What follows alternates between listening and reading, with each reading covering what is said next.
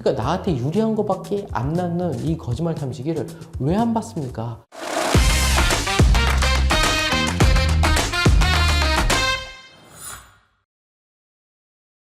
안녕하세요. 범죄도미키 김민수 변호사입니다. 사실 수사를 받다 보면은 내 말은 진짜 안 믿어주는 것 같고 그 다음에 증거는 내가 제출할 수 있는 건 없어. 아니 근데 난 진짜 너무 억울한데 수사 방향은 자꾸 나한테 안 좋은 방향으로 흘러갈 때가 있을 거예요. 그럴 때 진짜 답답해하는 사람들이 많은데 그때 교과서에나 아니면 대법원 판례에서 나오지 않는 정말 실무에서 통용되는 해결 방법이 있거든요. 그 해결 방법들을 앞으로 좀 얘기를 해보려고 하는데 오늘은 그 첫 번째 시간으로 거짓말 탐지기 조사에 대해서 한번 이야기해 보려고 합니다. 거짓말 탐지기 조사에 대해서 유튜브라든지 블로그에서 많은 변호사님들이 얘기를 해요. 실제로 거짓말 탐지기 받아야 되냐라고 하면 거의 열의 9은 받지 말라고 하시거든요. 근데 그 열의 9에 받지 말라고 하는 변호사님들의 주된 근거는 그겁니다. 증거 능력이 없어요. 대법원 판례에서는 거짓말 탐지기가 증거 능력을 가지려면 이런 요건을 설치해야 된다라고 얘기되어 있는데 사실상 그 요건을 갖출 수가 없어요. 그렇기 때문에 거짓말 탐지 증거 능력이 없으니까 이렇게 받지 마세요라고 다들 얘기를 하고 있는데 근데 참 신기하게도요. 수사기관에서는 그렇게 얘기 안 해요. 내가 만약에 말이 좀 달라지거나 뭐 이런 부분들이 있는 것 같아. 그럼 수사기관은 꼭 와서 뭐라고 얘기하냐면 진짜 억울하다고 하면 진술밖에 없는데 너 거짓말 탐지기로 난 받아볼래? 자신 있어? 약간 이런 식으로 물어본단 말이에요. 근데 경찰이나 검사나 이런 사람들은 거짓말 탐지기가 증거 능력이 있다 없다는 걸 몰라서 지금 물어보는 걸까요?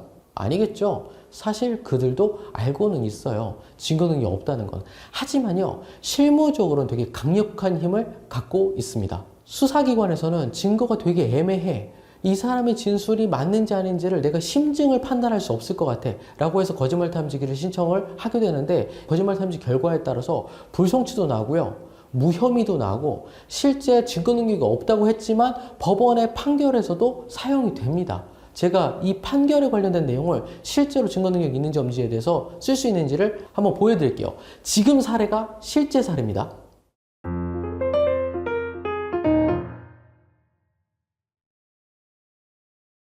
이 사건의 시작은요. 특수공무집행방해 사건이고 2000년도에 그 모 지방법원에서 발생했던 사건이었었거든요. 경찰서에 신고가 들어와요. 아내가 지금 남편이 가정폭력을 하고 있다.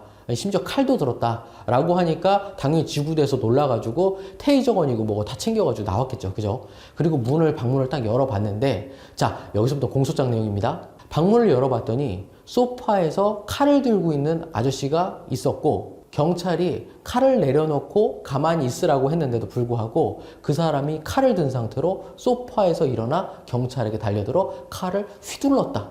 따라서 경찰은 부득이하게 그 사람에게 테이저건을 쐈고 그렇게 제압했다. 따라서 이 남성은 칼을 들고 공무집행을 방해한 특수공무집행방해에 해당한다. 라는 사건이었습니다. 뉴스도 보통 여기까지만 딱 나왔었어요. 그 댓글들은 어땠겠습니까? 막 이거 나쁜 새끼다 어디 이런 놈들이 있냐라는 식으로 막 얘기가 나왔을 거 아니에요 실제로. 그죠? 원래는 피고인이라는 용어를 써야 되지만 그냥 제가 쉽게 이해하라고 가해자라고 하겠습니다. 변호사로서 이 가해자와 얘기를 하다 보니까 이상한 내용들이 나옵니다. 뭐냐면요. 가해자 말이 좀 달라요. 가해자는 경찰이 실제로 들어왔을 때 자신이 소파에 앉아있던 것도 사실이고 칼을 들고 있었던 것도 사실이래요. 그런데 문을 두들기고 경찰이 들어왔을 때 자기가 칼을 들고 있는 모습을 보고 경찰이 이제 제압을 하려고 하는 걸 보고 나서 순간적으로 내가 지금 뭐 하는 짓이지? 라는 생각이 들어서 경찰을 등지고 돌아서 소파로 가고 있었대요. 그런데 갑자기 뭔가 휙 탁 소리가 나더니 자기한테 테이저건이 발생됐고 그 다음부터는 기절을 했다. 그러고 깨보니까 자기가 이렇게 지금까지 조사받고 이렇게까지 왔더라. 까지가 가해자의 얘기였어요. 지금 그 과정에서 바디캠도 없었고 집안에 CCTV도 없었고 그 상황을 누군가가 녹음도 하지 않았었거든요. 이제 그러다 보니까 가해자는 미치고 활짝 튀는 거예요. 실제로 직전까지도 칼을 들고 자기가 설쳤다는 얘기를 했던 상황이었었고 이전에도 이미 가정폭력을 해왔었던 사람이었기 때문에 누구도 자신의 말을 믿어주지 않은 상황이었어요. 이때 경찰이 오히려 좀 비아냥대듯이 얘기를 하는데 너 진짜 그렇게 자신 있으면 거짓말 탐지기 한번 받아볼래? 해보든지 라고 얘기를 했어요. 그리고 이 사람은 고민을 하다가 받겠습니다 라고 하고 실제로 거짓말 탐지기를 받게 됩니다. 근데 결과가요. 가해자 말이 진실로 나와버렸어요. 그때 뭐라고 질문이 나왔냐면, 당신은 칼을 들고 경찰에게 다가갔습니까? 라는 질문이 나왔거든요. 사실 거짓말 탐지 질문은 여러 가지 기법들이 있는데, 일단은 요 메인 질문 하나를 얘기를 한다고 생각하면, 요 질문이 나왔을 때 아니요 라고 대답을 했고, 그 결과 심박도나 호흡이라든지 전기 반응 전부 다 검사를 해봤을 때 이 반응이 거짓말하는 반응은 아니다 라고 해서 진실 반응이 나오게 됩니다. 경찰은 되게 난감해졌어요. 사실은 거짓말 탐지기 받자고 하면 대부분 겁이 나서 못 받거든요. 그러면은 경찰들이 뭐라고 하냐면 수사 보고서에다가 거짓말 탐지기 검사 거부라고 써요. 그러면 그 거부했다는 게 이상해 보이잖아. 그죠? 따라서 그걸 검사나 판사도 야, 이놈 새끼 이거 뭘 했었네 라고 생각을 하고 넘어간단 말이에요. 그러니까 그렇게 하려고 했었는데 이게 웬일? 진실이 나와버렸네? 진실이 나와버리니까 이 사람들은 당황스러운 상황이 발생을 해버렸고, 그렇다고 해서 이걸 일반 사건처럼 불송치를 하자니 피해자가 누구야? 그렇게 되면 경찰이 돼버리는 건데, 경찰은 그렇게 과잉 진압할 필요도 없는 사람을 쏴버리는, 오히려 가해자와의 피해자가 바뀌어버리는 상황이 발생할 수가 있는 상황이 돼버렸어요. 그래서 경찰은 증거를 없앨 수는 없으니까 진실이 나왔는데도 불구하고 우리는 이걸 인정을 할 수밖에 없다라고 하고 기소 의견을 올립니다.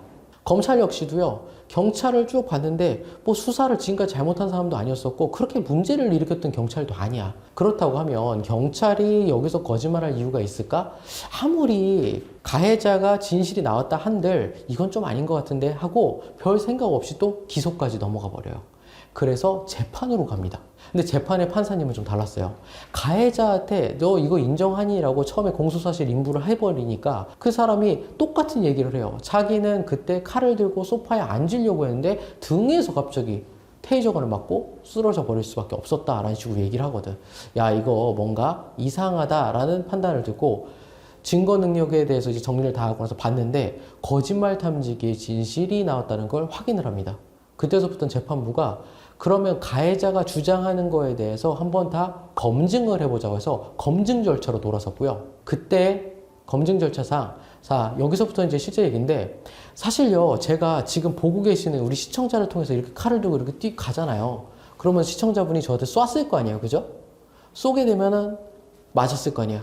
그럼 제가 취할 수 있는 거는 이렇게 앞으로 넘어지거나 혹은 뒤로 넘어지거나 이 두 개겠죠. 그런데 이렇게 앞으로 넘어지면 제 얼굴이 당연히 바닥을 향해야 되는 게 맞을 거예요. 근데 실제 이 사건은요, 등 쪽으로 가서 등에 맞았고요. 그 다음에 뒤로 넘어지면서 얼굴이 천장을 향하고 있었거든요. 야, 이거 현장 사진이 이상하다. 누워있는 상태를 보니까 머리가 경찰 쪽으로 향하고 있고 그 다음 실제로 얼굴은 천장을 바라보고 있었다. 이거 뭔가 이상한 사건이 맞다라고 해서 이 사건의 피고인이 실제로 칼을 가지고 이렇게 휘둘렀다라는 증거는 없다. 그래서 특수공무집행방해가 무죄가 나온 사건이었습니다. 자, 여기서 보셨죠?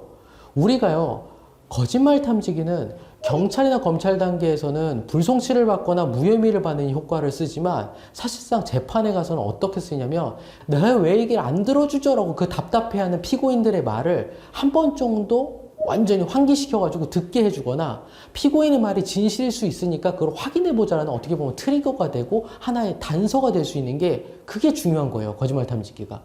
재판에서 증거 능력이 없다 뿐인 거지 이렇게 활용되고 실제로 판결문에도 거짓말 탐지기에 대한 내용이 남아있다니까요.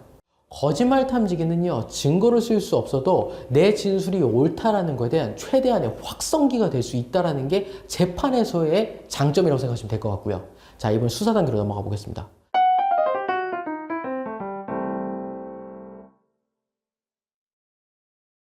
이번 사건은 사실 검찰까지도 가지 않았었어요.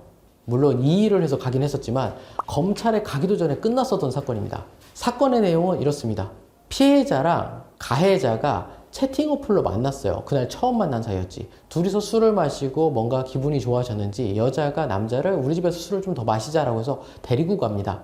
그리고 그 여자의 집에서 술을 좀 더 마시다가 이제 성관계까지 나가거든요.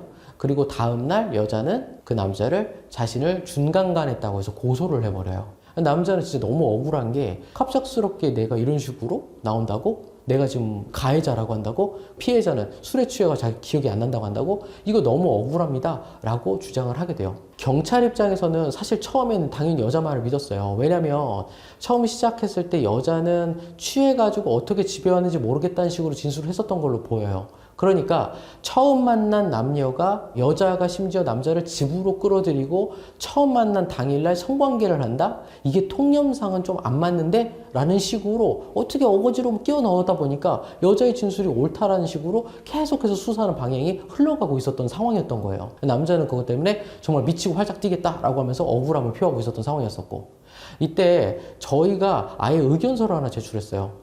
이 사건 같은 경우는 지금 이대로 내비두면 기소돼서 유죄가 나올 것 같으니까 차라리 거짓말 탐지기 조사를 합시다 라고 하고 거짓말 탐지기 조사를 받았고요. 그 거짓말 탐지기 조사 결과 이 처분 문서 맨 마지막에도 나왔다시피 폴리그래프 검사 결과 피의자의 진술이 사실로 확인됐다. 그러니까 가해자의 말이 사실로 확인됐다. 진실이 나왔다. 따라서 이 당시 여성이 뭐 완전히 만취했다고 하는 거는 거짓말인 것 같으니까 뭐 증거가 없어서 이건 무혐의한다. 그러니까 불송치한다 라고 끝내버렸었던 사안이었습니다. 경찰이나 검찰에서는요, 이 사건 관련돼 가지고 거짓말 탐지기가 이렇게 진실만 나와도 그냥 무혐의나 이렇게 처리를 하는 경향성을 보이고 있단 말이에요. 내가 내 사건에 대해서 진짜 억울해. 근데 내가 제출할 수 있는 거 없고 수사 방향이 전부 다 나한테 불리하게 흘러가고 있어. 그럴 때는 기다리지 마시고 한 번 정도는 시도를 해보는 것도 되게 좋은 방법이 될 수밖에 없어요. 물론 이 사건은 조금 더 흘러가서 피해자가 억울하다고 이의 신청하는 바람에 검찰로 다시 넘어갔거든요. 검찰에서 다시 조사를 하긴 했었는데 그때 저희가 얘기했었던 게 피해자에 대해서 우리가 무고로 고소할 테니까 피해자에 대해서도 한번 거짓말 탐지 조사를 받도록 해봅시다 라고 얘기를 했었더니 피해자 측에서 바로 거부, 거짓말 탐지 안 받겠다 라고 하면서 피해자가 뭐가 있네, 이거 진짜 피해자가 아닌가 보네 라고 하면서 그냥 무혐의로 완전히 사건이 종결됐었던 그런 사례가 있었습니다. 지금처럼 심증이 어디 있는지 모르겠어, 그럴 때 확실한 심증을 잡아주는 게 거짓말 탐지기 조사예요. 그러니까 이걸 수사기법으로 써야 되는 거예요. 법리나 이런 게 아니라. 무슨 얘기인지 아시겠죠? 자, 이번에 실질적인 팁에 대해서 한번 얘기해 보겠습니다. 거짓말 탐지기는 정말 타이밍입니다. 경찰에서도 받을 수도 있고 검찰청에서도 받을 수는 있어요. 왜냐하면 과학수사부라는 곳이 따로 있기 때문에 거기서 다 가능은 해요. 그런데 경찰에서 쓰는 프로그램과 기기, 검찰에서 쓰는 프로그램과 기기가 달라요. 질문의 방식도 다르고 질문의 유형도 다릅니다. 따라서 어느 쪽이 더 나한테 유리한지도 체크를 해보고 가야 되는데, 제가 여기서 경찰과 검찰까지만 가능하다라고 말씀드렸었던 이유가 뭐냐면 우리가 경찰보다는 검찰이 적죠, 당연히. 그죠? 따라서 검찰은 거짓말 탐지기 신청한다 하더라도 되게 한정적으로만 받아들여요. 따라서 경찰에서 할 수 있었을지언정 검찰에서 하지 못하는 경우들이 너무 많이 발생하니까 그걸 지나치면 아예 못하는 경우가 생기고요. 심지어 가끔씩 수사기관에서 이거 거짓말 탐지기 받으라는데 우리 변호사님은 아무런 얘기도 안 해줘요, 이거 지금이라도 변호사 바꿔야 되나요? 라고 저희한테 상담 요청하시는 분들이 있는데 그때는 괜찮아요. 근데 그게 아니라 법원 단계에 가가지고 갑자기 그제서야 와가지고 지금이라도 억울한데 제가 거짓말 탐지기 받으면 안 될까요? 법원에다 신청하면 안 될까요? 법원은요, 거짓말 탐지기를 해주질 않습니다. 거긴 수사기관이 아니에요. 거기는 나온 증거를 가지고 판단하는 곳이지 새로운 증거를 수사를 하거나 검사를 해주는 곳이 아니라고. 나온 거를 검증하는 곳이지. 무슨 얘기인지 아시겠죠? 그래서 이 타이밍을 놓치면요, 내가 진짜 억울한다 하더라도 아무것도 못하고 끝날 수도 있어요.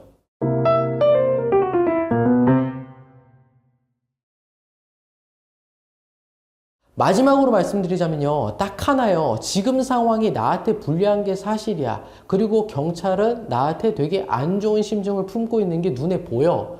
그 판단이 들었다고 한다면요, 그 판단이 들었을 그 시점에 반드시 본인이 내가 차라리 거짓말 탐지기 받아야 될까 아닐까를 정확하게 상담이나 면담을 받고 나서 결정을 하는 게 중요해요. 왜냐면 그냥 내비두면 유죄가 될 가능성이 월등히 높으니까요. 재판 가가지고요, 내가 그때 가서 막 진술 분석으로 싸워야지 이렇게 생각하지 마시고요, 경찰 단계에서도 할 수 있는 건 최대한 다 해봐야지 라고 생각을 해보시는 게 제일 좋습니다. 가사 거짓말 탐지기 했는데 거짓 나오면 어떡해요? 아까도 말씀드렸잖아요. 어차피 안 해도 기소될 거였으면 거짓이 나와도 어차피 기소되는 거였고, 그리고 법원 들어갔을 때는 그건 증거 능력이 없다고 해서 빼버리면 돼요. 혹은요, 거짓말 탐지기 검사관을 불러가지고 이 거짓말 탐지기 검사가 왜 잘못됐는지를 충분히 입증할 수 있어요. 그럼 증거 능력 다 날릴 수 있거든요. 그러니까 나한테 유리한 것밖에 안 낳는 이 거짓말 탐지기를 왜 안 받습니까? 받아야죠. 교과서에 안 나올 뿐인 거지 정말 실무를 아는 변호사라면 오히려 거짓말 탐지기를 권할 겁니다. 저 역시도 그렇고요. 하지만 당신이 받을 수 있는지는 꼭 확인해보고 받으셔야 되는 겁니다. 왜냐면 사람에 따라서요, 그 거짓말 탐지기 검사 결과가 중구난방으로 뛰는 경우들이 있을 수밖에 없거든요. 다음번에는 진술밖에 없을 때 진술 분석으로 어떻게 무죄가 나오는지도 실제 사례로 보여드릴게요. 많은 사람들이 실제 사례 없이 막 진술 분석 얘기만 하다 보고 혹은 거짓말 탐지기 얘기하다 보니까 아, 이러면 안 되겠다 싶어서 오늘은 실제 사례와 판례, 처분 문서를 가지고 와서 말씀드렸습니다. 세상에 억울한 사람이 없도록 법률사무소 이렇게 김민수 변호사였습니다. 감사합니다.